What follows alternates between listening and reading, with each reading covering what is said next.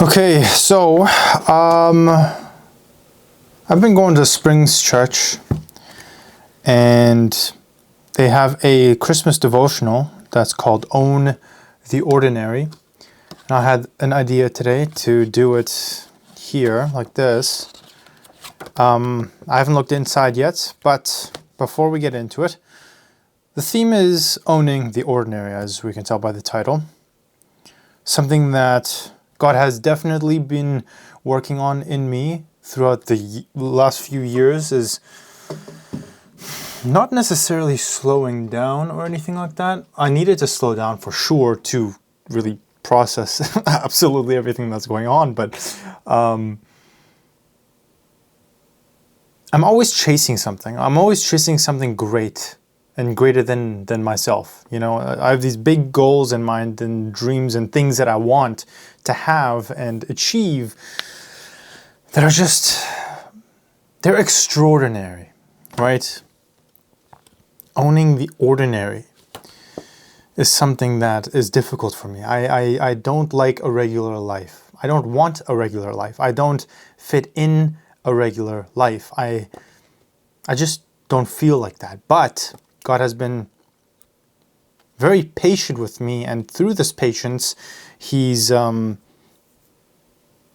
me a lot of things. And so, hopefully, with this devotional, I will continue to learn, which I'm sure I will. I'm just going to move this a little bit to the side. And hopefully, this will speak to you in some way too. If not, then that's fine. So, here we go. This is Monday. We're on December 8th. The night shift. Luke 2, verse 8. And there were shepherds living out in the fields nearby, keeping watch over their flocks at night. Think about what the shepherds were doing when heaven broke through. They weren't praying. They weren't fasting. They weren't in a worship service. They were working in the night shift. These weren't the religious elite. They were overlooked. These weren't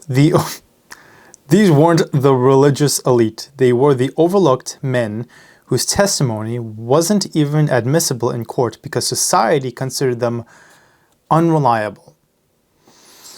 They were ritually unclean most of the time, unable to participate in regular temple worship. They were doing the kind of work nobody celebrates, the kind of job you take when you don't have better options. And yet, they were the first to hear the greatest announcement in human history. Here's what this teaches us. God doesn't choose people based on their resume. He doesn't wait for you to become impressive or important or spiritually qualified. That one speaks to me. He doesn't wait for you to become impressive or important or spiritually qualified.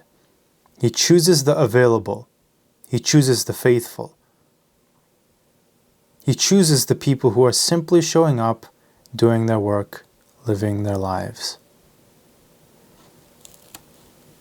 You might feel overlooked right now. You might feel like you're in the wrong place, doing work that doesn't matter, living a life that's too ordinary for God to notice. Maybe you're working a job that feels beneath your calling. Maybe you're in a season where you feel invisible, where your contributions go unnoticed, where you wonder if what you're doing even matters.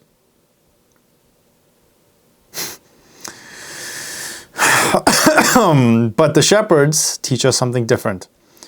Your ordinary faithfulness positions you for extraordinary encounters with God.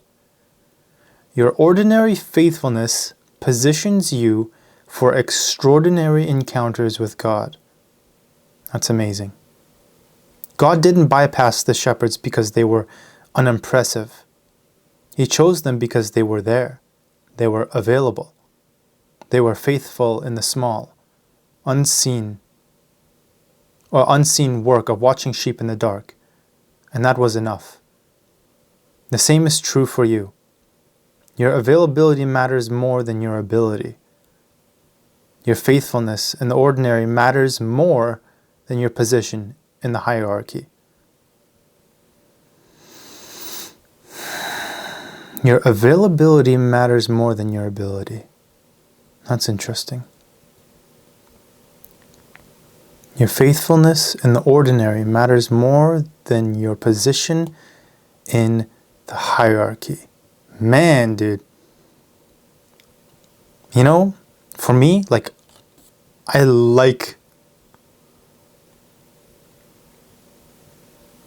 that, you know, like that's a pursuit of mine, you know, to be higher up. Not like more than, or thinking of myself more than, or more important than someone else, but I like the idea of important work that matters, that actually affects not just me and benefits just me, but also the person or people or the product that I'm pushing or whatever it is. You know, I like to, I mean, we all like to feel important. I like to feel important, you know, and often that pursuit of wanting to be important overshadows my availability, you know, thinking that I have to be this before I can receive, you know what I mean? Like, it is definitely still something that I'm struggling with from time to time, where I feel like I have to work for my salvation or work for a reward, you know what I mean? Which the world is set up in that way.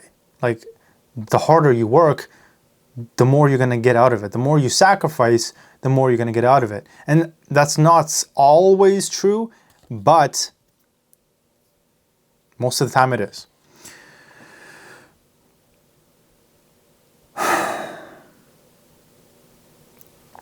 God sees you. He knows where you are, and He's not waiting for you to become someone else before He meets you. He's ready to meet you right where you are, right now, in the middle of your ordinary.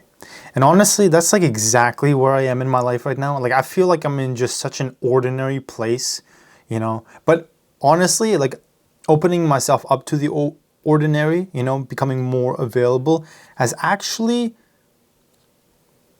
been beneficial. I've actually, for the first time in my life, and don't get me started. Whoa, chill. Don't get me started, you know? Like, sometimes I think, like, how many times do I have to learn the same lesson? You know what I mean? Like, and then it says, try this today. It's 10 o'clock. But we'll do it. At some point today, when you're doing something ordinary, your commute, a work task, household chores, pause for just 10 seconds. Take a breath and say out loud or in your heart, God, you are with me here. I am available to you in this moment. You know, just becoming present. You know, I think for me, and I actually had a short conversation about this with someone today, where I'm always in pursuit, you know, like my mode is on, and I want to do, I want to go, I want to move forward. If I'm not doing something, I'm bored. You know what I mean? Like, so I think a lot, you know, if I'm not doing anything or have nothing to do. But this idea, you know, and just bringing that presence into your heart, God, you're with me here. Like, here, right now, in this moment. I'm available to you. Like, that brings stillness. It brings peace, because He is peace. And He brings peace. And man, it just changes the perspective of, you know, like, what really matters. You know what I mean? Like, I can't control the next step. You know what I mean? I can't control of what happens after this, you know? And so much of my focus is put on that pursuit where I'm almost just distracted, you know, because I'm chasing this thing that's in front of me, dangling, you know, and I'm chasing it. It's like on my head, dangling, and I'm not getting any closer, you know?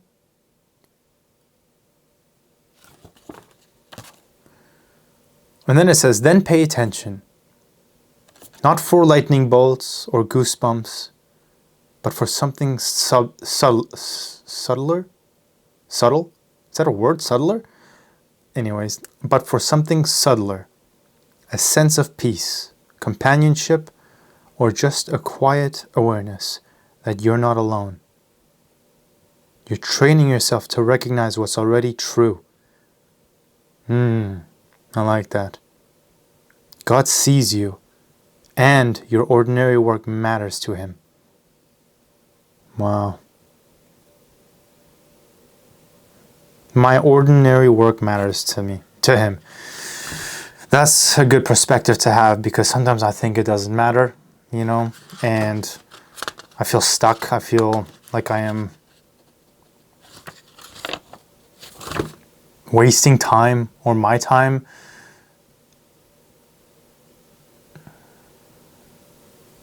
It's interesting. Definitely something to continue thinking about and bringing into the ordinary moments, you know, like when I'm making coffee in the morning, just remind myself that God, you're here with me and I'm available to you in this moment. And that awareness, you know, I can bring with me everywhere that I go. That stillness, that peace, that